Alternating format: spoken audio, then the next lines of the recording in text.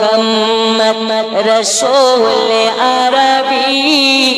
নাইবে পরর জিবরাইল চুমে যার দরবার জোরে বলো সুবহানাল্লাহ রে মুহাম্মদ রসূল আরবি নাইবে পরর জিবরাইল চুমে যার দরবার লাম থেকে হয় লা ইলাহা আলিফ থেকে হয় আল্লাহ মিম থেকে